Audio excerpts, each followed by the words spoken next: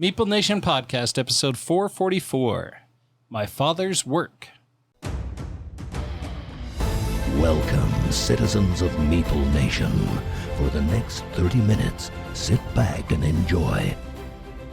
Meeple Nation Podcast is sponsored by GameToppersLLC.com. Have you checked out this website? We've been telling you about it for a very long time. If you have not, shame. It is totally... Shame on you. Yes. Sorry. It is totally worth it. Go check it out. GameToppersLLC.com.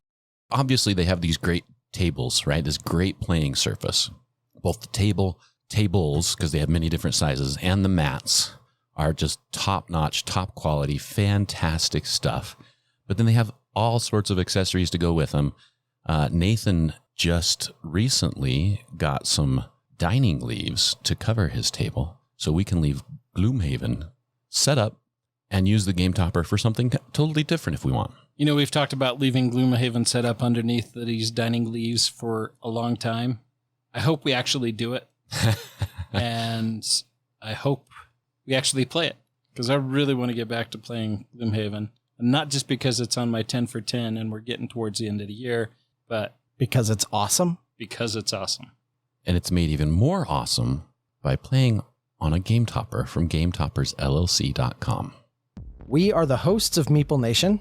I'm Douglas Stewart. I'm Nathan Howard. I'm Dave Holliday. And I am Andy Holliday. Meeple Nation Podcast is, as we all know, a classy operation. And what... You're kind of pushing it. Hey, you're ruining it, Nathan. Come on. Now, just hope none of these people ever listen to the bloopers at the end. And what does every classy operation need? A classy website. You are in luck. If you haven't done so already, please go and check out meeplenation.com. We have weekly blogs that release. We have photos of us and events, links to past episodes. You can read more about us and our fantastic blog writers. We also have a link to our Patreon page, and we want to express very heartfelt gratitude for those who contribute to the Patreon, which allows us to keep the podcast going and improve it in various ways. If donating via Patreon is something you're interested in, please go to meeplenation.com and check out that link. Also, we would love to hear from you.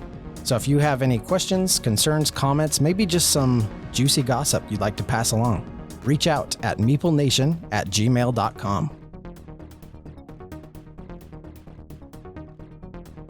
This week, we are concluding our discussion on Halloween games with My Father's Work. The walls were lined with iron shelves, each metal slat overfilled with glass jars containing formaldehyde and grotesque curiosities within. Pristine brass tools and refined metals of quality I had never before laid eyes upon were strewn across the sturdy slabs of rock and wood, their edges sharp with use. However, my eyes were soon drawn to a sturdy writing desk, its mahogany eaves inlaid with thin strips of copper, the center of which contained a well-worn leather-bound book, my father's journal, passed down to me and representing years of knowledge and countless experiments. And inside that weathered tome, atop the pearly parchment, oxidized yellow, at its frayed edges were the deliberate quill marks of a crazed genius, outlining the ambitious project he could never complete in one lifetime, his masterwork. Without realizing it, my hands were shaking as I clutched the book to my chest. At once I felt an ownership and anxiety for the scientific sketches scrawled so eloquently upon those frayed sheets. It was at that moment that I began my obsession. I would restore his laboratory to its former brilliance and dedicate my life to completing my father's work. So my father's work is a competitive game. Each player is a mad scientist. Each individual scientist is working to complete their father's work, which is a different experiment that they're trying to build. Right. At the beginning of the game, you deal out 2 cards to everybody, and they choose one of these experiments. There's multiple experiments that they could end up working toward. And it's cool, right? There's love potion or eternal life, immortality. There's a teleportation device. Yeah, there's a bunch of different ones. These experiment cards are kind of a goal to work toward. It lists a bunch of prerequisites in addition to required resources to be able to complete this experiment. They're all really cool. They have cool artwork. You can get into the theme, and we'll probably talk about the theme a lot in this game. If you can put your mind into the game and get into that theme, it's really, really cool. The theme is strong in this. I think they did a really good job with getting the theme to match the gameplay. So there's a worker placement aspect to this. Not every worker can be played in the village. You have worker placement areas in the village, and you have worker placement areas in your home. So in your laboratory and in different rooms in your house. And not every single worker, depending on which type of worker it is, can be played everywhere. And I thought thematically, that was great. I think it really worked, and they did a great job. Now, there were different things you could get throughout the game that would allow you to play those different workers in those normally restricted spaces. But that was something that not everybody can get, and it was more of a special ability that you could potentially gain throughout the game. I really enjoy in this game how they've done those workers. Every player at the table gets 6 miniatures, and they all have a different sculpt, and then you kind of have to decide how you want to divide them out. And you do that by placing bases on the bottom of them. So you get to pick one of the sculpts as you're that generation's estate owner, the person who is taking on their father's work and trying to move it into the next generation. You also have a spouse, and then you're going to have servants, and you're going to have caretakers. And the caretakers don't want to go into town initially. They just want to take care of the grounds, and they'll help in the laboratory and do that kind of stuff. The servants want nothing to do with the gruesome experiments taking place down in the basement of your estate. They want to go run errands in town. Neither does your wife, for that matter. And she doesn't want to have anything to do with your experiments. Right. You would have to discard her if you put her there. That's true. Your spouse is technically one of the servant pieces, so I don't think I want to touch that one. But yes, interesting choice for the game. Again, thematically, how does that play out? That you say that they don't want to do certain things. So what does the game do?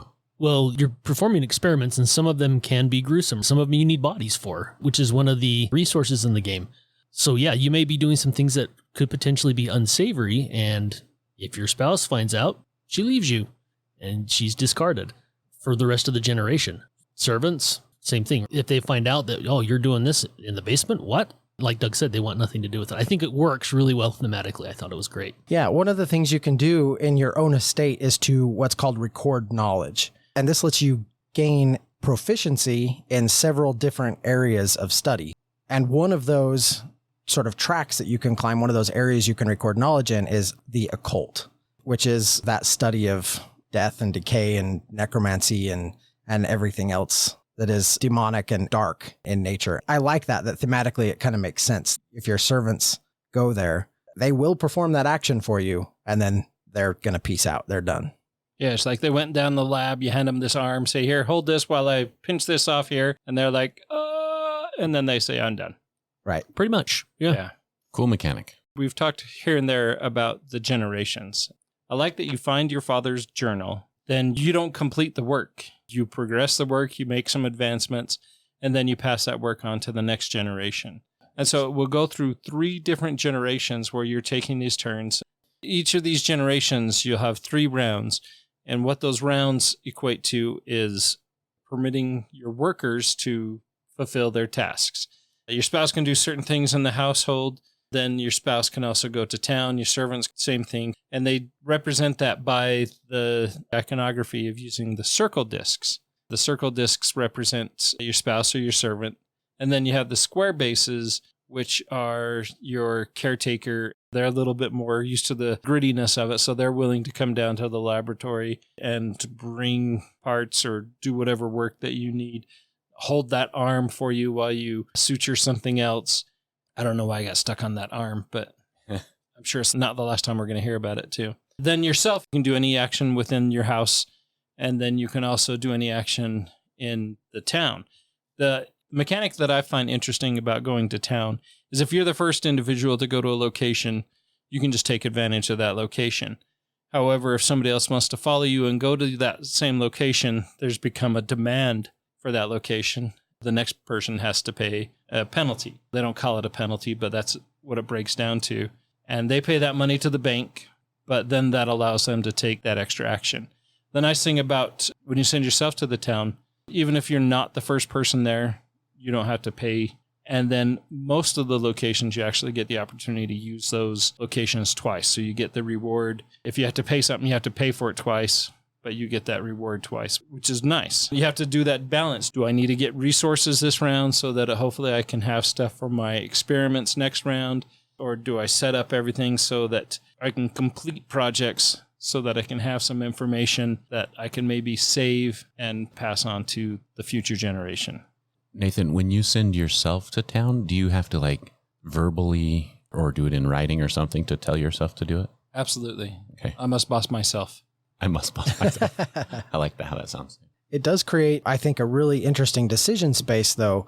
You really have to think about how you're going to use that pawn that represents you. Because like you said, it can be really powerful to send into the village to gather resources, but then you lose the opportunity to work in your house, to record knowledge or to perform experiments. And so if you're going to use it to go into town to collect all those resources, you need to make sure that you're sort of holding back those caretakers so that they can do those things inside your estate. And one thing to note is the caretakers aren't always available at the beginning. At least one of them needed to be gained in by some other method throughout the generations. I know for me, all game, I only had one caretaker. Most of my time when I spent my 2 workers, myself and the caretaker, doing those actions in the lab, just because those are the only 2 that I could do with that without losing any additional workers. So yeah, you're right. It's tempting to throw your character, your Meeple out there to take that, doubling the benefit of an action. But like you said, Doug, all that work is being done in your laboratory. And if you can't do that, I tried to get at least 2 actions in my laboratory every single generation, multiple times each round. It made it tough only have one caretaker. Being able to unlock your second caretaker is huge. It really is. And one thing we haven't mentioned, but that's really important to this part of the conversation, is that at the beginning of every generation, including the first one, you start with yourself, a spouse, and a caretaker. And that's it. Even though you have 6 characters, 6 quote unquote workers that you can use, 3 of them begin the generation in what's called the Lost. It's just kind of the out of play area, either through estate upgrades or worker placement spots out on the village, or through decisions that you make through the app, which we'll talk about in a minute. You really want to try to maximize getting as many workers as you can, even if it means sacrificing moves on the first round of the generation, because you're going to get to keep those workers through the remainder of the generation to perform tasks and do stuff for you. So there's kind of this really interesting worker management aspect to the game that I enjoyed a lot. I think the worker management, worker placement is done really well in this. It stands out to me as a worker placement. Very much makes you have to plan what you're going to do. You can't just do anything on the whim. Once the generation starts, you really have to say, this is what I'm planning on doing. I can deviate a little bit here and there, but mostly I have to focus on this plan. And if I don't focus on that plan, I'm going to run out of ways to complete it. One of the great parts about this game is that you have the ability to plan. You know exactly what you need. Many times I had almost a full generation planned out of what I needed to do. Unfortunately, when you do that, there's a wrench thrown in your plan. It can really mess you up, which happened to me in that game. It happened to both of us. It did. Yeah. And in fact, it hamstrung me so badly, I could not do anything for about 4 turns. That was my one frustrating part with the game, is one single thing can happen and then it can totally throw your game off.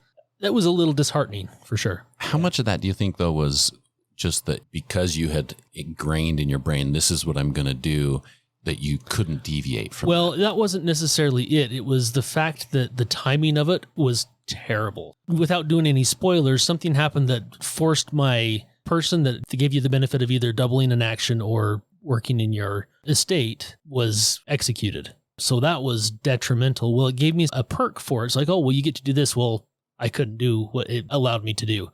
So I lost my guy, didn't get any benefit for it. And it was for the remainder of the generation. Totally hosed me. One thing we should probably talk about is the board, the setup physically on the table. So you have the town, which is a board that sits in the center of the table. It's actually a book. Right. You have a board that sits in the center of the table and a little book, a spiral notebook that is the town that sits in the center of that board.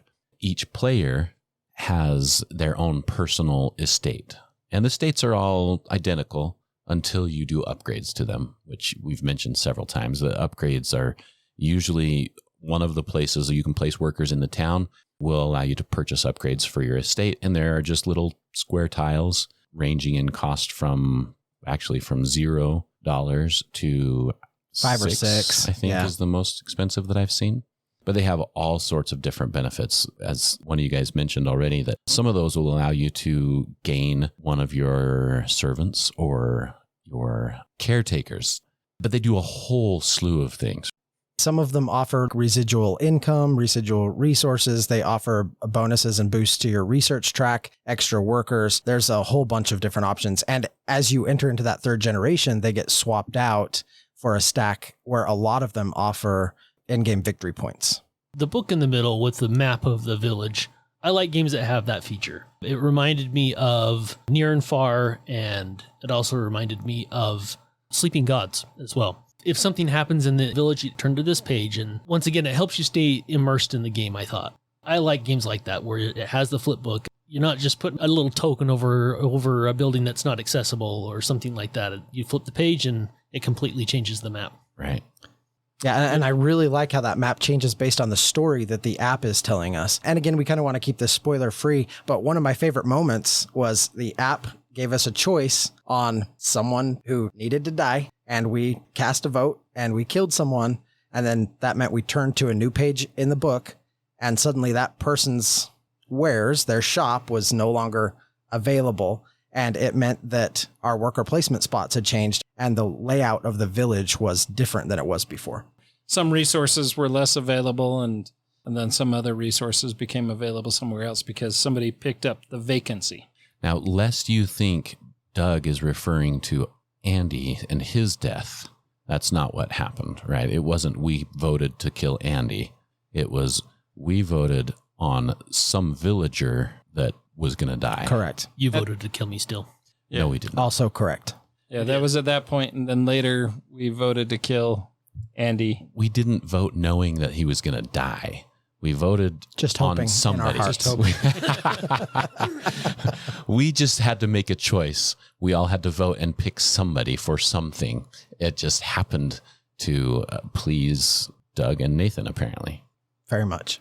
Sorry, Andy. Another really cool feature of that board that's out in the middle, there are 2 tracks. You have the occult or insanity track is what it is. And then you also have what's just called the creepy track. Thematically, I love that. You're these estate owners around this village in old Eastern Europe. And as sort of the local aristocracy of this village, you have the opportunity to really affect and manipulate the villagers and as the story unfolds, kind of how they respond to different things and what they do. But also, as you're performing your experiments, pit what you do against sort of the mob, the villager mob, right? And so there's this creepy track where the mob will get agitated, the people of the village. And then if you're doing creepy things or diving into occult knowledge and that kind of thing, you're going to move up this track. And if ever they meet, you're going to take some penalties. And it sort of represents the mob coming for you. And I really like thematically how that ties into everything that's happening with this game.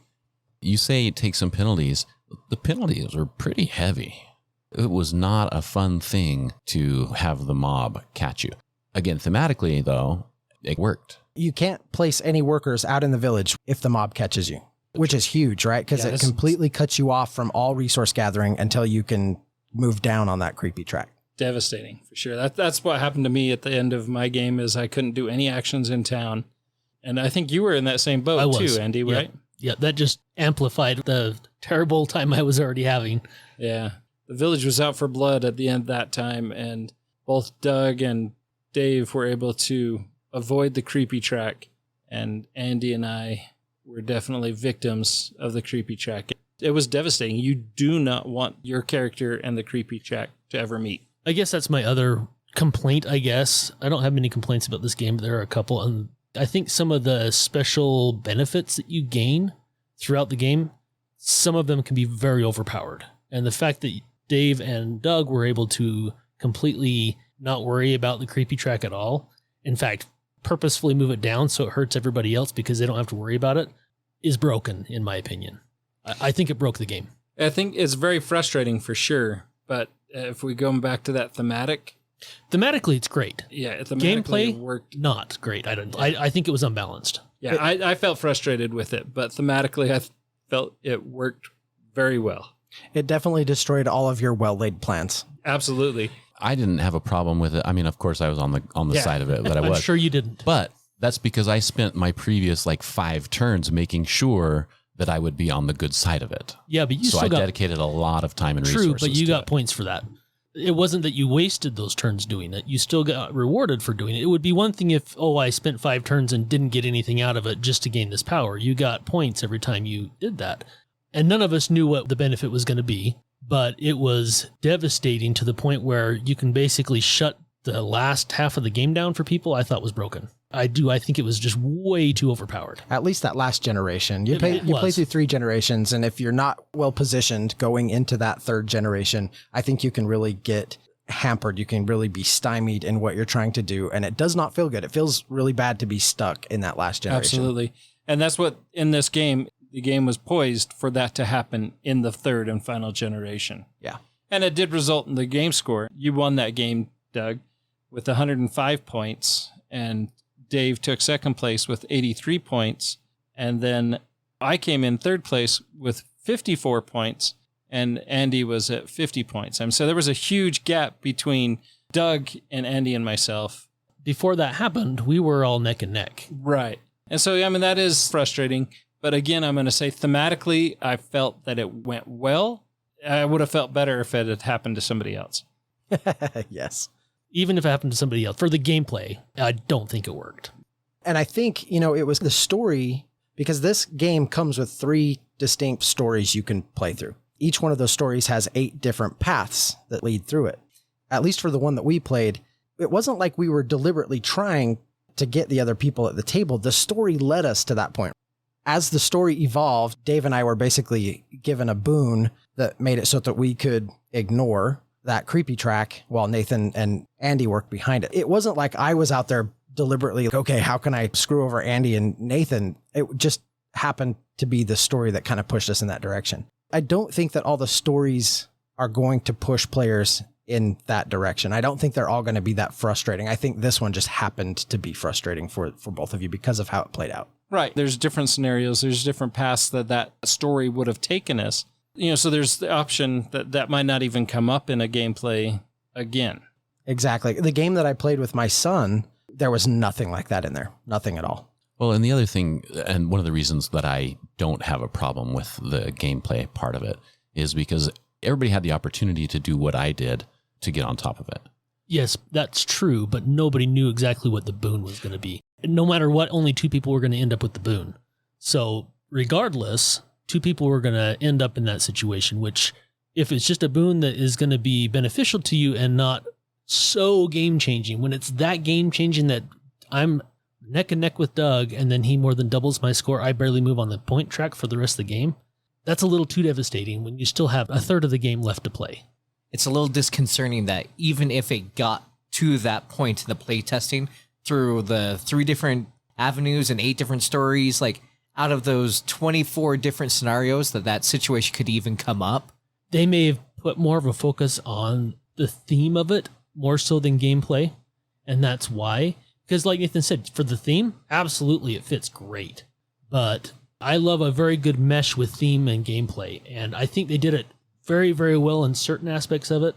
But in certain aspects, I think it fell short. Yeah, I do agree. Also, we need to take a minute to welcome Logan to the table, who joined us about halfway through this recording. Welcome, Logan. Hurrah! Hi. Always good to have you here. Forever, Logan. Little side note, I found it really sad when I went to go buy my plane ticket today, and I went for the Mr. thing, and it didn't have Lord. I felt discriminated against. Oh, that's the worst. I'm going to write Delta a letter right now. A strongly worded letter right now. Yeah, I thought about looking for that too, and then I decided not to. Yeah, it wasn't there, so you didn't waste your time. Your day was better spent than mine. I didn't have that bitterness like I had just been stuck with not getting the boon in my father's work. I do want to return to the other track that we had talked about earlier, that insanity track. I really like that track from a thematic standpoint as well. One of the great things about the sort of occult knowledge in this game is that it comes with a penalty. It's going to wear on your sanity, but it's also wild. So it's incredibly powerful. You get to use your occult knowledge as a wild resource to pay for other things. And so working your way up on that occult track can be really, really powerful. But you have to be able to manage your sanity on that track, because every time you use that occult knowledge, you're going to bump up that track, and bumping up that track is bad. In fact, the further up that track you go, the more and more penalties you're going to take. And at first it isn't awful. You're going to start taking compulsions, these little cards that your character feels compelled to do. And if you can manage to actually do them. So some might say, well, I need to go and collect chemicals from the village, or I need to record knowledge, or I need to conduct state affairs, or whatever it may be. If you do those things, if you can work it into your plan with your workers, they'll actually give you a couple victory points. So not a big deal. But those start to stack up as you climb that insanity track. And if the end of a generation hits and you have 2 or more of those that are incomplete, you're going to take what's called a maladjustment card. Maladjustments are always bad. There's no opportunity for victory points on those. They're just going to sit in front of you and have some sort of negative effect. For example, one of them that I got made it so that my character, the one that represented me as a player, could not take estate actions for one of the rounds in the generation, which was hugely detrimental to the gameplay. So you get this huge boon by bumping up on occult, but you also take a big penalty. And so managing that has to work into your strategy. I just want to point out, you just said it had a huge penalty for gameplay and you creamed us. This track, though, I think this track is actually one of the things that we're not recognizing as being such a big part of our final score. I realized it was some point around the middle of the game that Doug was scoring points from these cards. He told us when he was explaining the game, this is one of the back pocket rules he didn't really want to explain very well so that he could give us the destroying that we deserved. I always hold on to a few of those. So does Nathan. Doug had told us that these compulsion cards were bad, right? And they are. They have a little negative effect to them. What I didn't realize is that they weren't really that bad at all, and that they could be resolved to give you victory points. They were really bad when you got multiples of them at the end of the generation. And so it wasn't really Doug's fault. It's not really something that you can explain very well, as you can tell now by listening to me, until you play the game. But I realized halfway through that Doug was getting these points from these. And so then I was like, oh my gosh, I've got to start getting these cards. I think that made a huge difference in the final score. I scored so many points from those cards. There was another, I wouldn't say point of contention, but maybe a little bit of a difference of opinion that we had with this. And that was on the story itself. We got talking after we finished playing, and I thought the story was great. I had an individual story pretty much going on for each of the characters or each of the families, all kind of meshed together a little bit too. Some of you guys thought that a lot of the story could just be cut out. I know Dave and I both thought that the story was about right, but I think it should be read aloud instead of just read silently. It keeps people at least a little interested. If you're just waiting for someone to read something, that would be boring. Do you guys still feel that way? Do you guys still feel that some of that story should be cut out to minimize the amount of time that it takes to play the game? You know, I am really torn on this point, actually. And I don't know that I've really made up my mind. I think I want to play it a few more times to make a final call on that. I love the story. We're here talking about Halloween themed games. That theme just oozes through in all of the story that the app sort of presents to the players. I think what I found annoying was how it throws off the cadence of gameplay. You're in the middle of throwing out workers and making your strategy and completing your experiments and doing all these things. And then all of a sudden the app is sort of demanding that you stop frequently. And so it kind of feels like driving a car around town versus just being able to get out on the highway and cruise. I loved the story, but it felt like it was breaking up the other fun I was having. So it's like you had this one fun thing that was breaking up this other fun thing that was making that thing not as enjoyable. I totally understand that, and I did feel that way. I only felt that way in between generations, not so much during the rounds. In between generations, I totally felt like that. There was a lot more reading, a lot more that the app was having you do, so it seemed to bog down a little bit then. So somebody who has dyslexia, I found the reading very tedious. It took a huge section away from the game, where you have a game that has app integration.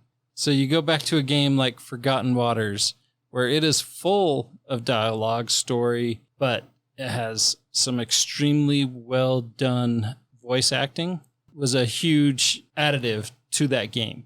Whereas you had me reading sections, it was not a highlight for me. Reading on the spur for me is always a frustration when it's a lot of reading and tiny print. If you're using a phone, even if you're using a tablet, it gets pretty small.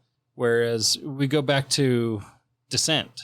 Andy, we had your phone hooked up to a TV where the text was bold, easy to read. That became much more pleasant to me.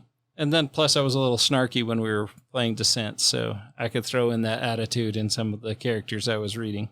I was going to point out Descent as well when you were talking about how it gets tedious and all of that. And I think the difference really is with the game like Descent, you can do that. You can throw it up on the TV and everybody can see it. But this game has some instances, sometimes when it needs to be secret, specific to one player. And so it just doesn't have that capability as much. Well, I think that, and you have different characters. There's a little bit of almost like RPG character building with Descent, where you're giving the characters a personality. There's not really a lot of that here. There's a lot of narration.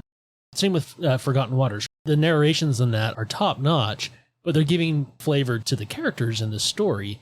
And once again, this doesn't really have that aspect to it. It's more of a dry read. It is. It really is. And it's very well written. Again, going back to sort of the original question, the story's great and it's written very well. The prose is clean and it's very, very nice. But I think that your point is a really good one, Nathan. And this is something, and maybe I don't understand the cost of app development very much. This app has parts of it that are narrated. And in fact, you can toggle between like a male and a female voice. So they've taken some time to think through this and they've paid voice actors to sit in a booth and record these lines, but it's only little tiny portions. And I don't know how much that costs, but man, slip them an extra 20 and have them record another hour worth of dialogue for the app. I wish that they would have done that, because being able to put the app down and hit play while you're shuffling and resetting the board in between generations or whatever else it may be would have been so valuable. I totally agree with that. I'm surprised that you guys are just letting Nathan's comment on snark level go by. He was snarky. It wasn't a little. It made it entertaining. Not a little at all. It wasn't a little. No, it was pretty. It was pretty steeped starkiness. Yes, I will allow that, Logan. I want to make one other point for your consideration. I realized, like, during this time when the app, that we all felt it bogged down. Like, I think we all agreed on that, especially in particular between generations. I kind of liked it in a way because it allowed me to process and do the things that I normally am trying to do in the middle of game, so that my turns were not bogged down like that happens so often. So for me, it was great in that way because it wasn't me slowing us down, right? Like, and I was able to be prepared. It's a good point, though. Your turns were actually really slick. As a player at the table who usually needs to take a little more time to process or read cards or whatever, I didn't feel like you slowed anything down. But once again, I think that's a testament to the game itself, the fact that you can plan that far ahead. For the most part, you can plan several turns in advance, which is great. I think that's awesome. So what are your final thoughts? Before we move on to final thoughts, we do have to talk about the components and the trays for my father's work. The components for this game are off the charts. They are so cool. Even if you don't need chemicals to complete your experiments, I always want to go get chemicals at the lab because you get to pop one of those glass jars out of the tray and set it in your storage area, and it just feels so cool. The metal pieces that you need, the gears or whatever, they're all a different sculpt. They're real metal pieces.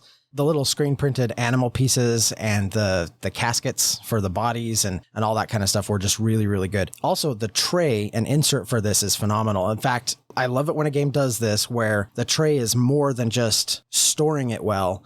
You can pop a lot of those trays out. You just put them on the table, you peel the top off, and now all those components are ready to go. And I love that. The experiment cards, all the components, everything worked that way. That always just makes me a little giddy. I love it when a game does that. Well, how many times have we talked about the time it takes to set up and take down a game? And when you have something that is just a pull it out of the box and set it on there and it's on the table and it's ready to go is awesome, especially with resources. Cleanup usually takes a ton of time for stuff like that. I never even realized that, but yeah, this game totally nailed it there. So we've run out of time. There's a whole lot of information that we've skipped. We leave a lot of that for you to discover on your own. Thanks, Rodney. We leave a lot of that for you to understand and find out. But we just want to hit briefly on our final thoughts. So I guess since I'm talking, I'll go first. I liked the game. I was very frustrated how my game ended, but I'm very much looking forward to playing it again. Do I love the game? It's kind of out there. I don't know. I need a second play before I say I'm done with the game or not, but I really enjoyed the game. I enjoyed the gameplay with the manipulating in the estate versus manipulating in the village. And by manipulating, I mean moving. I love how you could take actions in your estate and then also take different actions in village, and you could only use certain workers in one or the other. I really liked that aspect. Theme was just everywhere. I mean, it just oozed theme. And I think it was a great game to end for our Halloween discussion. I look forward to playing it again, and then I'll give a judgment. But as being the second time I've played this, the first time is the one I... Before the app was finished, I accidentally pushed the back button, and the back button was the end button. And so we didn't even get to complete the game. The second play was so much better. I look forward to trying it again. I won't say that I loved it either, but I probably did. It was really good. It is extremely rare for me to really have a theme and a story be so on spot for me to where maybe there were issues with gameplay or whatever, that the story and the theme were enough. There was enough enjoyment in those, even if there is some gameplay issue that maybe isn't the best, it still was awesome. Well, unlike Nathan and Dave, I do love this game. I think this is a phenomenal game. I find the theme completely compelling. I think that the components are phenomenal. I think the app, minus the things that we had talked about with the voice work, is really well done. And I think that this is a real standout in the worker placement genre. I haven't seen other games do what My Father's Work does, and I very much enjoy how this game plays. It gets 2 enthusiastic thumbs up from me. Now, all that said, I do hope that the developer will go in and potentially add some voice work to the app. And I would also love in the future to see maybe like a streamlined play where it doesn't put out so many of those little story tokens that make you stop, play, and read story so often as the game is progressing. So I do have sort of a list of wishes, but I think overall the game is absolutely fantastic. I think it sucked. I'm just kidding.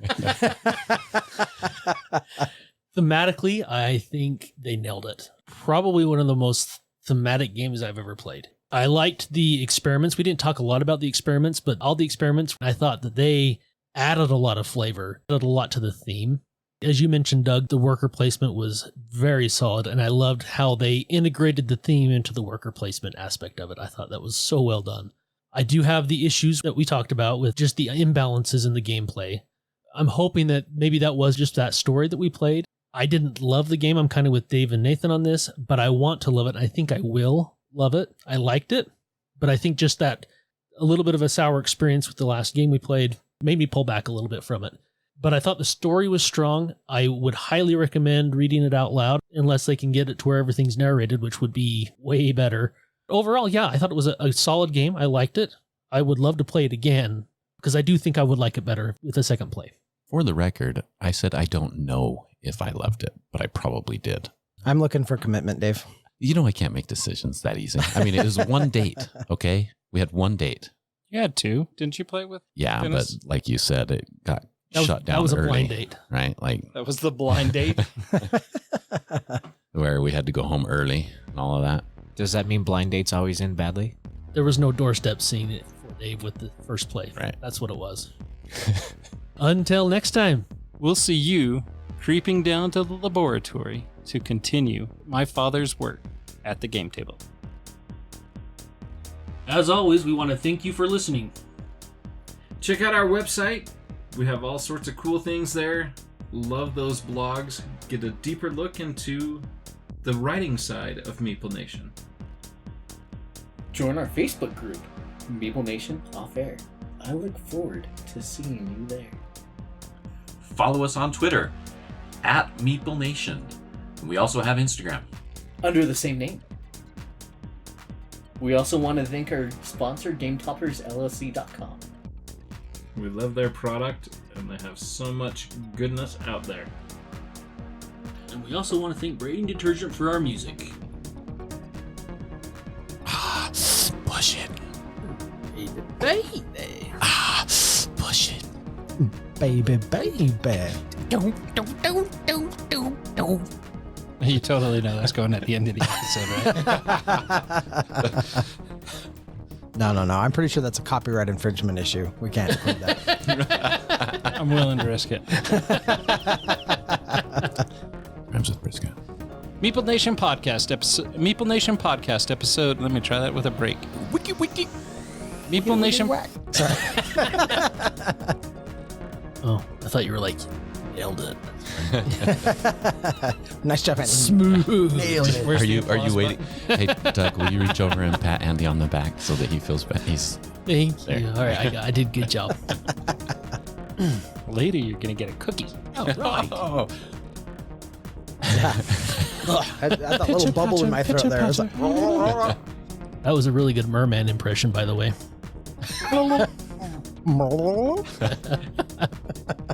Murloc.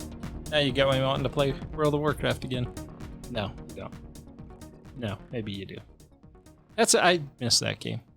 Well, we should definitely try the pandemic system game. I think you'll really like it. Yeah, that might curb my World of Warcraft itch. It's not the same thing, but Wow, I really got us off topic there. anyway. So the He meant after you Well- started. Yeah, after you. well, no, I'm just saying you could just come in as if you were cutting me off. You know what I'm saying? Being like, you know what? Yeah, they're this and this and this and this, and they're so really, really cool. Just So like you know that. what's going to be funny is this episode is going to be like an hour long because there's going to be like 30 minutes of bloopers. Yeah, I know. pretty much. D words. What's the other one? Caretakers. Caretakers. Definitely not a D in there at all. Okay. And we go back to talking about Windward? No, not Windward. Your mother was a stork porker. Forgotten Waters. Forgotten Waters.